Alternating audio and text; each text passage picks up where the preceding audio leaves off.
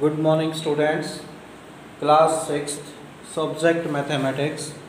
तो बेटा आज हम नया चैप्टर स्टार्ट कर रहे हैं, चैप्टर नंबर 6। और चैप्टर का जो नाम है वो इंटीजर्स है, इंटीजर्स। तो इंटीजर्स को पढ़ने से पहले हम दो नंबर्स को और पढ़ते हैं। तो देखिए स्टूडेंट्स, इधर ध्यान से बेटा।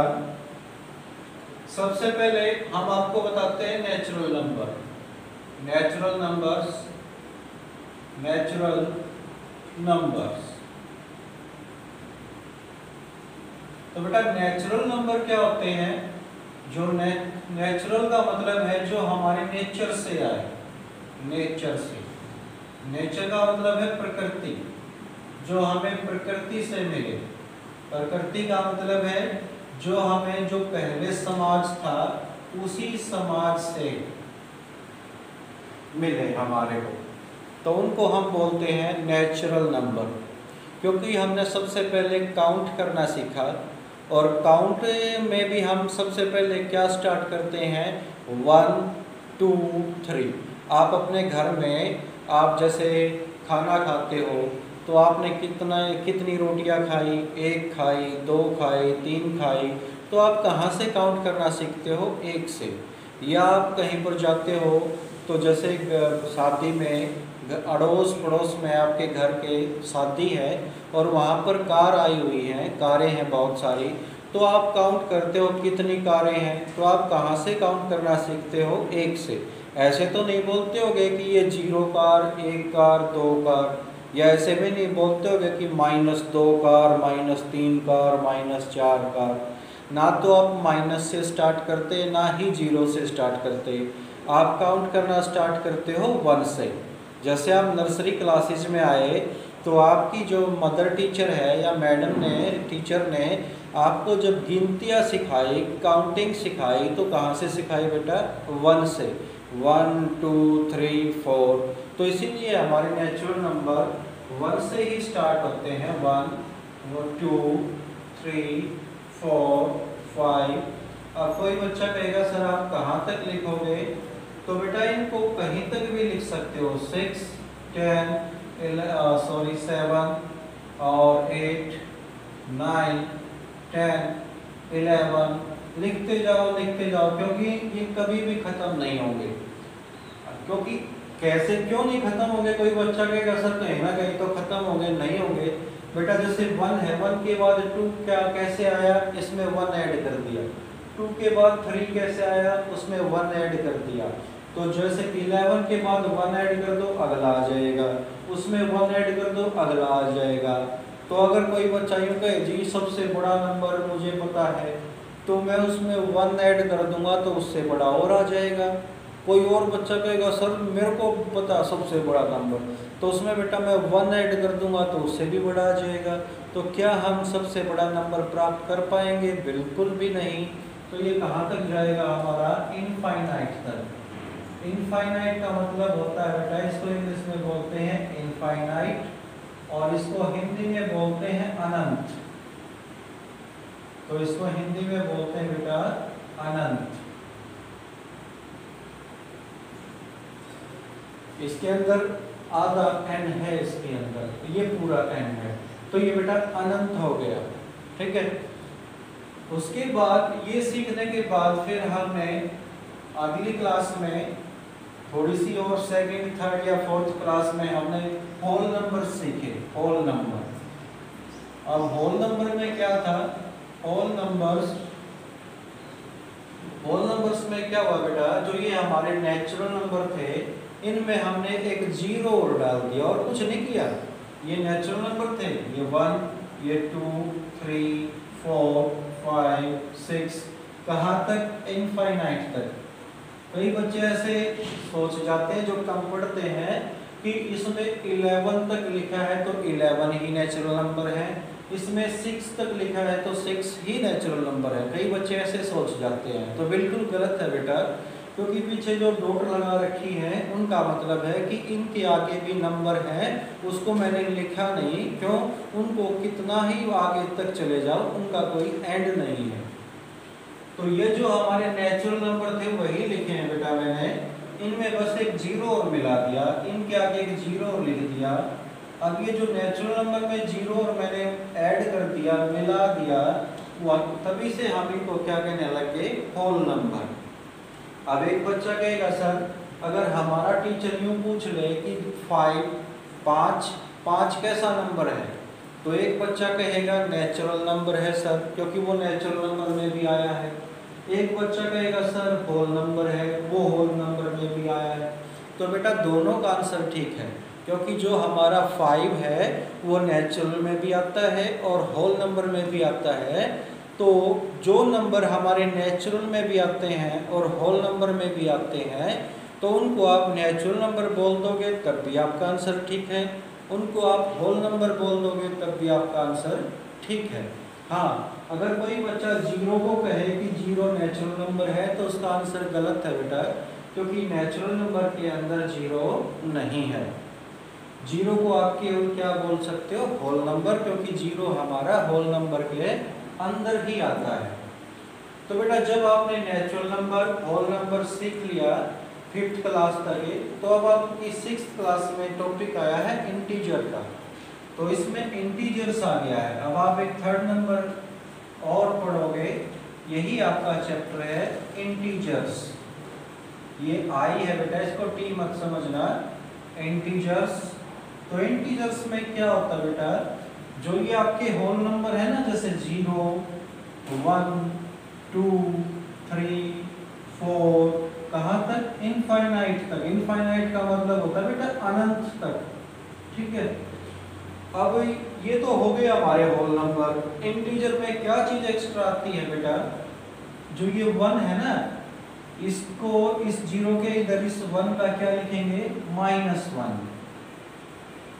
अब कोई बच्चा कहेगा सर ये कैसे लिख रहे हो, जैसे यूँ मान लो बेटा कि आप की जो हाइट है वो मान लीजिए 4.5 फुट है ज़मीन के ऊपर, ठीक है।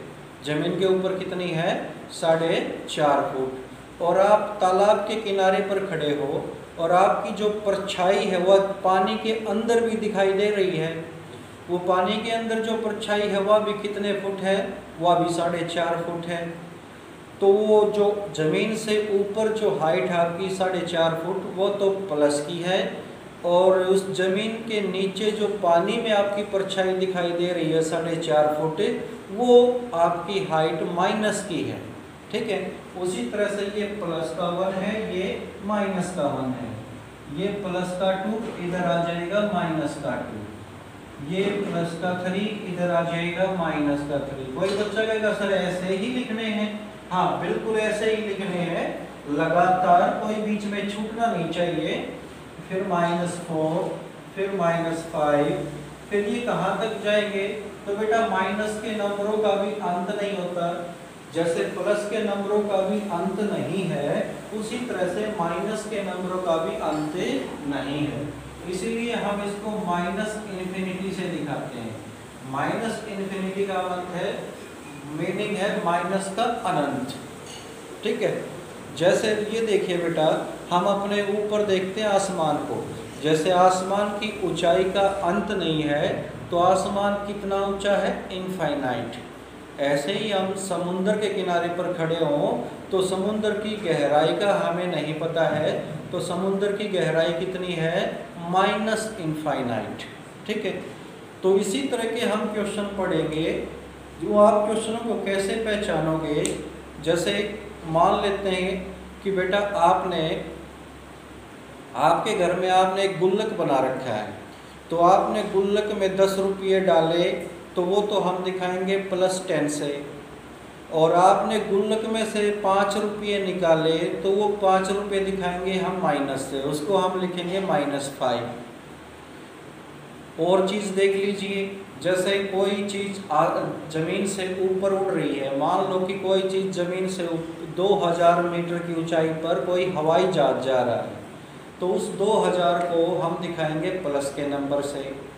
और कोई समुद्र के अंदर चल रहा है, समुद्र के अंदर एक चीज़ सुनी होगी ना आपने, सबमरीन, जो पानी के नीचे चलती है, मान लो वो पानी के नीचे 1000 फुट पर चल रही है, तो उसको हम दिखाएंगे माइनस से। ठीक है, तो कुछ ऐसी चीज़ें करेंगे बेटा। अगर कोई चीज़ बड़ी हुई दिखती आपको कि हाँ ये ऊपर है या ये बढ़ाई गई है या इसमें इंक्रीज किया है, तो उसको हम प्लस के नंबर से दिखाएंगे और उसको बोल देंगे हम प्लस का इंटीजर। और कोई चीज़ हमने निकाल दी, कोई चीज़ हमने कम कर दी, कोई चीज़ हमने माइनस कर दी, घटा दी या ज़मीन के नीचे है, तो उसको हम दिखाएंगे माइनस के नंबर से, उसको हम नेगेटिव इंटीजर बोलते हैं। तो देखो बेटा, जो ये जीरो है, जीरो को छोड़कर जो इधर है इनको तो बोलते हैं बेटा प्लस का इंटीजर, इनको बोलते हैं पॉजिटिव इंटीजर। क्या बोलते हैं इनको? Positive integer.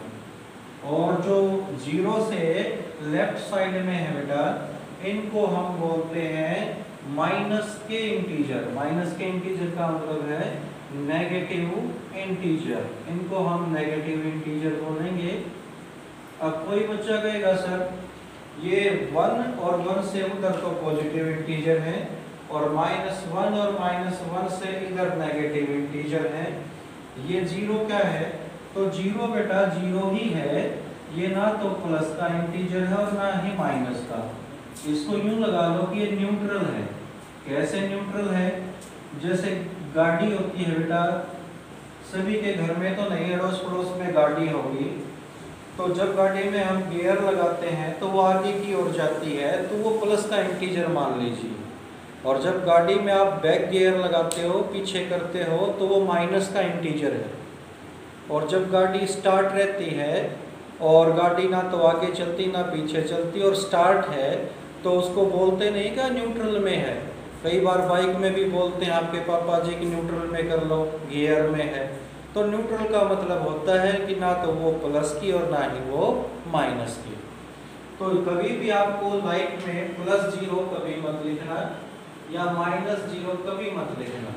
हाँ, यदि क्वेश्चन में लिखा हुआ है या क्वेश्चन करते वक्त आ गया तो लिख लेना, अपनी तरफ से कभी मत लिखना, क्योंकि +0 भी क्या होता है? 0, और -0 भी क्या होता है? 0 ही होता है। इसलिए 0 के आगे प्लस माइनस कभी नहीं लगाते, नहीं तो हमें फिर पागल बोलते हैं कि 0 प्लस का भी नहीं होता और माइनस का भी नहीं होता। तो अब हम अपनी जो पहली एक्सरसाइज है 6.1 उसके क्वेश्चन करते हैं बेटा। तो देखिए उसके क्वेश्चन।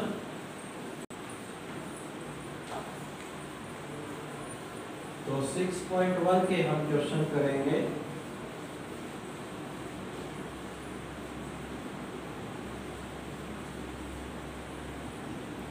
तो 6.1 का फर्स्ट क्वेश्चन देखिए बेटा, हमारा फर्स्ट क्वेश्चन क्या है? तो फर्स्ट क्वेश्चन है हमारा इसमें क्वेश्चन फर्स्ट, और इसका फर्स्ट पार्ट इसमें लिखा हुआ बेटा increase in weight, increase in weight. मैंने आपको बताया था कि आपसे ये पूछेगा कि इसको हम किस इंटीजर से दिखाएं। इसमें लिखा हुआ फर्स्ट क्वेश्चन में अपोजिट, इसका अपोजिट लिखना है बेटा। इंक्रीज का अपोजिट क्या होता है? इंक्रीज का मतलब बढ़ना, इसका अपोजिट क्या होगा? घटना, और घटने को इंग्लिश में बोलते हैं डिक्रीज। तो इसका अपोजिट हम लिखेंगे आंसर में, तो इसका आंसर आ जाएगा decrease in weight, decrease in weight. तो इसको हम डिक्रीज कर देंगे, क्योंकि इस इंक्रीज का जो रेसिप्रोकल है वो डिक्रीज है। अब इसका बी पार्ट देखिए बेटा, इसका बी पार्ट है 30 किलोमीटर नॉर्थ, 30 किलोमीटर नॉर्थ। तो बेटा नॉर्थ का अपोजिट क्या होता है? नॉर्थ का अपोजिट होता है साउथ, क्योंकि नॉर्थ क्या होता है? उत्तर। उत्तर क्या होता है? उत्तर दक्षिण। तो उत्तर और दक्षिण क्या आपस में अपोजिट, तो इंग्लिश में होता है नॉर्थ साउथ। तो इसका जो अपोजिट है बेटा वो आंसर में लिखना है। तो इसका हम अपोजिट क्या लिखेंगे? 30 किलोमीटर साउथ। तो 30 किलोमीटर साउथ हो गया ये। अब यहाँ पर देखिए बेटा, डी पार्ट इसका करवाते हैं। डी पार्ट यहाँ पर है लॉस ऑफ ₹70, लॉस ऑफ ₹70 यानी 770 नहीं 700, तो 700 रुपयों का नुकसान हुआ। लॉस का मतलब नुकसान। और फिर हम इसका उल्टा क्या लिखेंगे? फायदा। फायदा किसको बोलते हैं? प्रॉफिट को। तो हम इसका अपोजिट लिखेंगे। अपोजिट में क्या आएगा? Profit of ₹700। तो ये 700 का हमारे को जो गिवन है हम उसका रेसिप्रोकल लिख रहे हैं, उसका अपोजिट लिख रहे हैं। ठीक है, इस तरह से आप यहाँ पर ई पार्ट और देख लीजिए। इसका ई पार्ट क्या है बेटा? 100 मीटर अबोव सी लेवल, अबोव सी लेवल। यहाँ पर क्या है बेटा? अबोव। अबोव का अपोजिट क्या होगा बेटा? बिलो। अबोव का मतलब होता है ऊपर, इसका अपोजिट क्या होगा? नीचे। तो इसका आंसर हम क्या लिख सकते हैं? इसका आंसर हम लिख सकते हैं 100 मीटर बिलो। ये हमारा क्या है? सी लेवल। ये सी है बेटा, ये बता दीजिए। तो बिलो सी लेवल। तो इस तरह से हम अपना फर्स्ट क्वेश्चन करेंगे। तो सेकंड क्वेश्चन देखिए बेटा। चलो हम नेक्स्ट अगली वीडियो में करवाएंगे। फिर पहले आप इसकी इंट्रोडक्शन को अच्छी तरह से समझना और फिर फर्स्ट क्वेश्चन करने की कोशिश करना। Thank you, have a nice day.